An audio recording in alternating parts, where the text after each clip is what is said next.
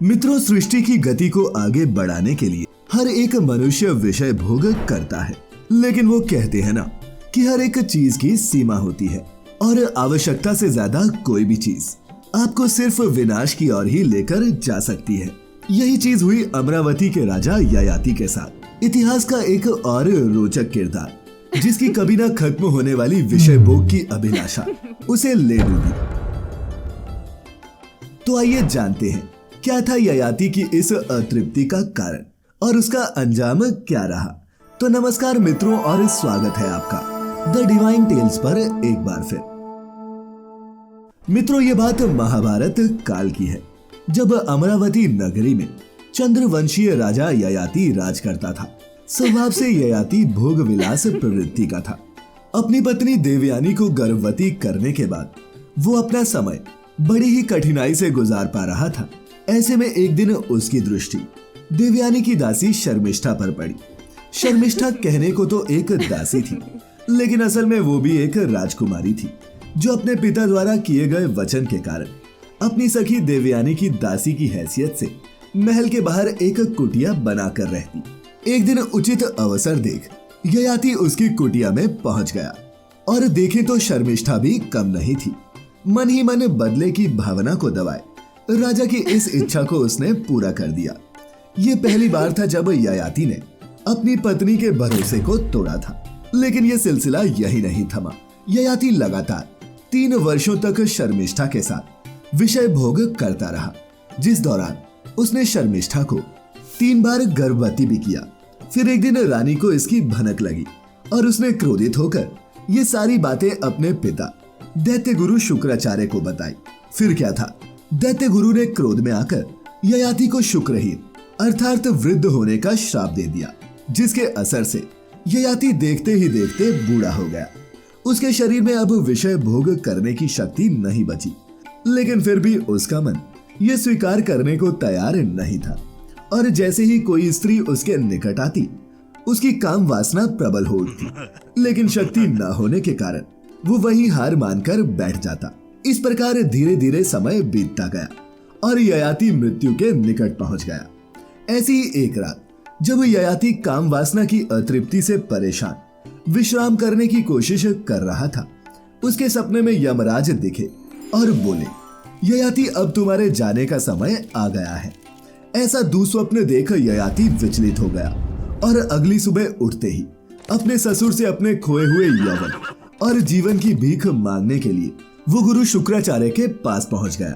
अपने दामाद की इस दशा पर दया खाकर उन्होंने ययाति को मौत से बचने का एक सुझाव दिया और उसी सुझाव के चलते जब यमदूत उसे लेने आए तो वो काल से अनुनय विनय करने लगा और कहने लगा, हे यमराज, श्राप के कारण ही मेरी ये दशा हुई है, लेकिन अभी भी मेरी बहुत सी कामनाएं अधूरी है। कृपा कर आप मुझे 100 वर्षों का जीवन और दान दे दे। जब मैं विषय भोग कर वासना से मुक्त हो जाऊंगा, तब मैं राजी खुशी आपके साथ चल पड़ूंगा। काल ने ययाति को उत्तर दिया, नहीं, ये संभव नहीं। इस लोक में हर मनुष्य की आयु निर्धारित है, इसीलिए तुम्हें भी सभी के समान अपना देह त्याग कर मेरे साथ यमलोक चलना होगा। ययाति गिड़गिड़ाने लगा, महाराज, इस सृष्टि के सभी जीव जंतुओं की मृत्यु आप ही के अधीन है। आप ही तो काल और महाकाल हैं, और अगर आप चाहें तो ऐसा क्यों नहीं हो सकता। अंततः यमराज को भी ययाति पर दया आ गई और उन्होंने उसके सामने एक प्रस्ताव रखा। ययाति, तेरे 5 पुत्र हैं, यदि उनमें से कोई भी तुम्हें अपने हिस्से का यौवन देने को तैयार हो जाए तो तू यही रहकर सुखपूर्वक अपनी इच्छाएं पूरी कर सकता है। ये प्रस्ताव सुन ययाति भी निर्लज होकर अपने पुत्रों के सामने यौवन की याचना करने लगा, और ये उसका दुर्भाग्य ही था कि उसके अधिकांश पुत्रों ने उसे धुतकार कर अपना यौवन देने से मना कर दिया।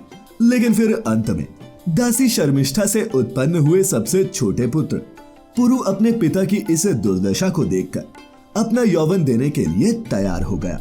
उसका ये त्याग देखकर यमराज पुरु को समझाने लगे, हे पुत्र, तुमने अभी देखा ही क्या है, क्या तुम इस संसार के भोग को भोगने की इच्छा नहीं रखते?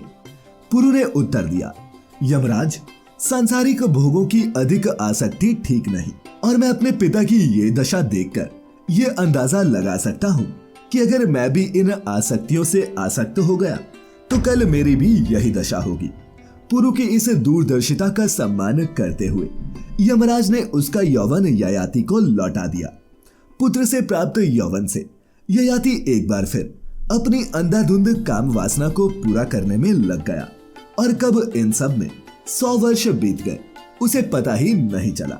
फिर क्या था, एक बार फिर मौत उसके सामने आ खड़ी हुई, लेकिन पिछली बार की ही तरह इस बार भी ययाति काल से अनुनय विनय कर अपनी अतृप्त इच्छाओं का हवाला देने लगा और उसने एक बार फिर 100 वर्षों की आयु को प्राप्त कर लिया।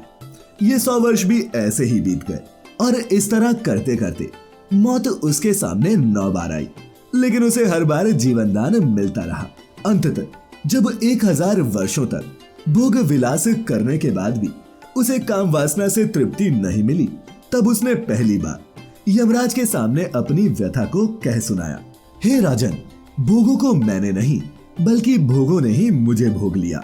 ययाति ने अपने अनुभव से पुरु को भी यही उपदेश दिया कि भोगों की इच्छा उन्हें भोगने से कभी शांत नहीं होती। जिस तरह घी से आग और बढ़ती है, उसी तरह इस पृथ्वी पर जितना भी धन, जौ, स्वर्ण, पशु तथा स्त्रियां हैं, वो सब भी एक पुरुष के लिए पर्याप्त नहीं। ऐसा कहकर ययाति अपना सारा राजपाट और बचा खुचा यौवन अपने पुत्र पुरु को सौंप अपनी दोनों रानियों सहित वन में चला गया। उसने भृगुतुंग नामक पर्वत पर तपस्या की और वहीं पर अपने शरीर का त्याग किया। तो मित्रों, उम्मीद करते हैं कि भोग विलास की ज्यादा अभिलाषा आपको कहां तक ले जा सकती है, इसका अनुमान इस कथा के माध्यम से आपको हो गया होगा। आज की ये प्रस्तुति अच्छी लगी हो तो इसे लाइक करने के साथ साथ शेयर अवश्य करें और इस तरह की सभी आध्यात्मिक और धार्मिक कथाओं के लिए जुड़े रहे द डिवाइन टेल्स परिवार के साथ। तो मित्रों, फिलहाल आज के लिए बस इतना ही। अब इजाजत दें। आपका बहुत बहुत शुक्रिया।